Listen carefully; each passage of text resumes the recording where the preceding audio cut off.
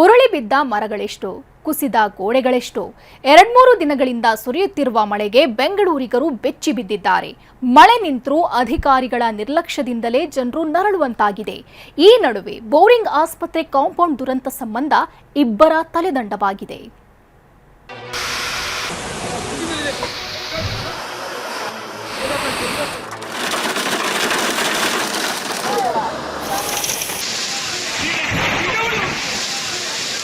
ಬೆಂಗಳೂರಿನಲ್ಲಿ ಕಳೆದ 2 ದಿನಗಳಿಂದ ಸುರಿತಾ ಇರತಕ್ಕಂತ ಭಾರಿ ಮಳೆಯಿಂದಾಗಿ ಸಾಕಷ್ಟು ಅವಾಂತರಗಳು ಕ್ರಿಯೇಟ್ ಆಗಿದೆ.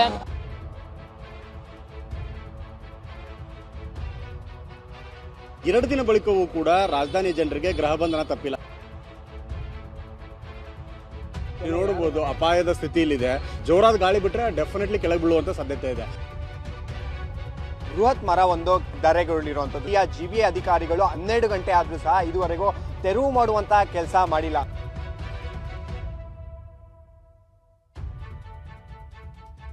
ಬುಡ ಸಮೇತವೇ ಮರ ಉರುಳಿ ಬಿದ್ದಿದೆ. 100 ಮರದ ಕೊಂಬೆಗಳು ಕಟ್ಟಾಗಿವೆ. ಟ್ರಾನ್ಸ್ಫಾರ್ಮರ್ಗೂ ಹಾನಿ, ಅಕ್ಕಪಕ್ಕದ ಕಟ್ಟಡಗಳು ಜಖಂ. 2-3 ದಿನಗಳಿಂದ ಸುರಿತಾ ಇರೋ ಮಳೆಗೆ ಬೆಂಗಳೂರಿನಲ್ಲಿ ಕೋಲಾಹಲ ಸೃಷ್ಟಿಯಾಗಿದೆ. ಅಧಿಕಾರಿಗಳ ನಿರ್ಲಕ್ಷ್ಯವಂತೂ ಜನರನ್ನ ಚಿಂತೆಗೀಡು ಮಾಡಿದೆ.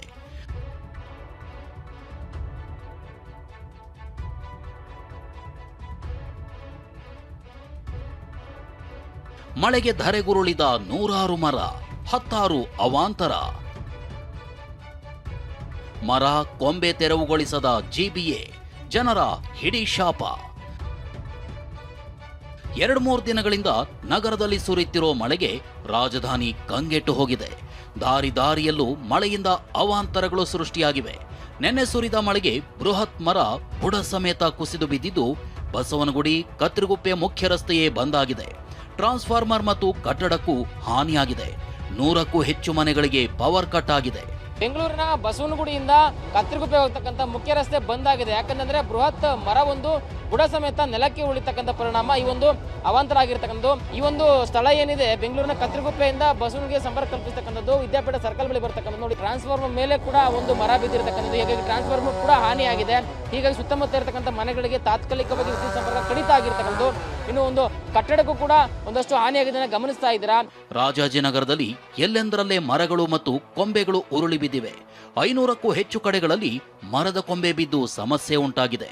ಆದರೂ ಜಿಬಿಎ ಸಿಬ್ಬಂದಿ ಇದರ ಬಗ್ಗೆ ತಲೆ ಕೆಡಿಸ್ಕೊಳ್ತಿಲ್ಲ. ಜಿಬಿಎ ಅಧಿಕಾರಿಗಳು 2 ದಿವಸ ಕಳೆದರೂ ಕೂಡ ಇನ್ನೂ ಕೂಡ ಮರದ ಕೊಂಬೆಗಳನ್ನು ಕತ್ತರಿಸಿರುವಂತಹ ಟೊಂಗೆಗಳನ್ನು ಹಾಗೇ ಬಿಟ್ಟಿದ್ದಾರೆ ಮನೆ ಮುಂದೆ. ಹೀಗಾಗಿ ಸಿಟಿ ಜನರು ಮತ್ತೆ ನಿತ್ಯ ನರಕವನ್ನು ಪಡುವಂಥ ಸ್ಥಿತಿ ಇದೆ. ಯಾಕೆಂದರೆ ಮನೆ ಮುಂಭಾಗದಲ್ಲಿ ಬಿದ್ದಿರುವಂಥ ಮರದ ಟೊಂಗೆಗಳನ್ನು ಹಾಗೇ ಬಿಡಲಾಗಿದೆ. ಇನ್ನು ಕತ್ತರಿಸಿ ಬಿಸಾಕಿರುವಂಥ ಟೊಂಗೆಗಳನ್ನು ಕೂಡ ಹಾಗೆ ಮನೆ ಮುಂದೆ ಬಿಡಲಾಗಿದೆ.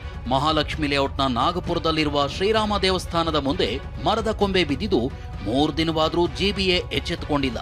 2 ದಿನ ಕಳೆದರೂ ಕೂಡ ಅಧಿಕಾರಿಗಳು ಮಾತ್ರ ಇನ್ನೂ ನಿದ್ದೆಯಿಂದ ಇದ್ದಿಲ್ಲ. ಸದ್ಯಕ್ಕೆ ಮಹಾಲಕ್ಷ್ಮಿ ಲೇಔಟ್ನ ನಾಗ್ಪುರ ಮುಖ್ಯ ರಸ್ತೆಯಲ್ಲಿರುವಂತಹ ಶ್ರೀರಾಮ ದೇವಸ್ಥಾನ ಮುಂಭಾಗದಲ್ಲಿ ಬಿದ್ದಿರುವಂತಹ ಬೃಹತ್ ಮರದ ಕೊಂಬೆಗಳನ್ನು, ಕೇವಲ ಕೊಂಬೆಗಳನ್ನು ಮಾತ್ರ ಕತ್ತರಿಸಿ ಸೈಡಲ್ಲಿ ಫುಟ್ಪಾತ್ ಮೇಲೆ ಹಾಕಲಾಗಿದೆ.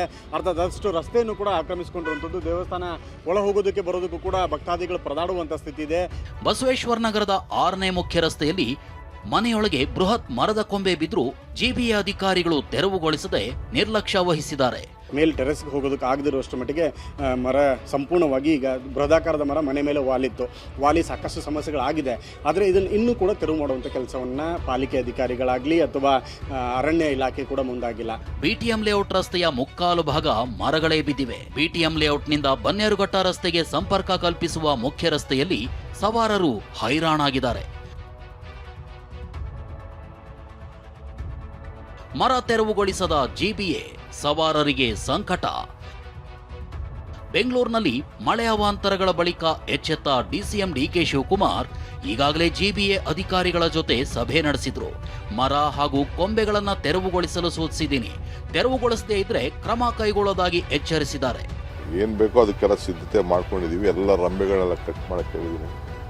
ಎಲ್ಲೆಲ್ಲಿ ತೊಂದರೆ ಇದೆ ಈಗಾಗಲೇ ಆರೋಗ್ಯದ ಮರಗಳನ್ನ ಫಸ್ಟು ಕೊಂಬೆಗಳನ್ನ, ಮರ ಕಟ್ ಮಾಡಲ್ಲ, ಕೊಂಬೆಗಳನ್ನ ಕಟ್ ಮಾಡಕ್ಕೆ ಹೇಳಿದ್ದೀನಿ. ಮಿಕ್ಕಿದ್ದು ಏನು ಬೇಕೋ ವ್ಯವಸ್ಥೆನ ನಿನ್ನೆ ಎಲ್ಲ ನನ್ನ ಆಫೀಸಸ್ ಮಾತಾಡಿದ್ದೀವಿ. ಪ್ರಾಕೃತಿಕ ವಿಕೋಪ, ಮೊಬೈಲ್ಗೆ ಅಲರ್ಟ್ ಮೆಸೇಜ್. ಮಳೆ ಸೇರಿದಂತೆ ಪ್ರಾಕೃತಿಕ ವಿಕೋಪಗಳ ಕುರಿತು ಜನರಿಗೆ ಎಚ್ಚರಿಕೆ ಸಂದೇಶವನ್ನ ನೀಡಲಾಗುತ್ತಿದೆ. ಈ ನಿಟ್ಟಿನಲ್ಲಿ ಬೆಂಗಳೂರು ಸೇರಿದಂತೆ ದೇಶಾದ್ಯಂತ ನಾಗರಿಕರ ಮೊಬೈಲ್ಗಳಿಗೆ ಇವತ್ತು ಮಧ್ಯಾಹ್ನ ಪ್ರಾಯೋಗಿಕವಾಗಿ ಎಚ್ಚರಿಕೆ ಸಂದೇಶ ಬಂದಿದೆ. ರಾಷ್ಟ್ರೀಯ ವಿಪತ್ತು ನಿರ್ವಹಣಾ ಪ್ರಾಧಿಕಾರದಿಂದ ಪ್ರಾಕೃತಿಕ ವಿಕೋಪ ಮತ್ತು ತುರ್ತು ವೇಳೆ ಮುನ್ನೆಚ್ಚರಿಕಾ ಸಂದೇಶ ಬರಲಿದೆ. ಇವತ್ತು ಬೆಂಗಳೂರು ಸೇರಿದಂತೆ ದೇಶದ ಪ್ರಮುಖ ನಗರಗಳಲ್ಲಿ ಎಲ್ಲರ ಮೊಬೈಲ್ ಕೂಡ ಸದ್ದು ಮಾಡಿರುತ್ತೆ. ಅದು ಸೈರನ್ ಸದ್ದು. ತಮ್ಮ ಮೊಬೈಲಲ್ಲೂ ಕೂಡ ಆ ಸೈರನ್ ಸದ್ದು ಮೊಳಗಿರಬಹುದು. ಯಾರೂ ಕೂಡ ಭಯ ಪಡಬೇಡಿ, ಇದೊಂದು ಎಚ್ಚರಿಕೆಯ ಗಂಟೆ ಅಷ್ಟೇ ಅನ್ನೋದನ್ನ ಈಗಾಗಲೇ ವಿಪತ್ತು ನಿರ್ವಹಣಾ ಇಲಾಖೆ ಹೇಳಿರುವಂಥದ್ದು. ಏನಂತ ಮೆಸೇಜ್ ಬಂದಿತ್ತು? ಈ ದೇಶಾದ್ಯಂತ ವಿಪತ್ತು ನಿರ್ವಹಣಾ ವ್ಯವಸ್ಥೆಯನ್ನ ಬಲಪಡಿಸುವ ಮತ್ತು ಅತ್ಯಾಧುನಿಕ ತಂತ್ರಜ್ಞಾನವನ್ನು ಸ್ಥಳೀಯ ಮಟ್ಟದಲ್ಲಿ ಒಂದು ಪರಿಣಾಮಕಾರಿಯಾಗಿ ಅಳವಡಿಸಬೇಕು ಅನ್ನುವಂತಹ ಉದ್ದೇಶದಿಂದಾಗಿ ಬೆಂಗಳೂರು ಸೇರಿದಂತೆ ಪ್ರಮುಖ ನಗರಗಳಲ್ಲಿ ಈ ಪರೀಕ್ಷೆಯನ್ನು ಒಳಪಡಿಸಲಾಯಿತು. ಪ್ರದೀಪ್, ಶಿವಪ್ರಸಾದ್ ಜೊತೆ ನಟರಾಜ್ ಮತ್ತು ಲಕ್ಷ್ಮೀ ನರಸಿಂಹ, TV9 ಬೆಂಗಳೂರು.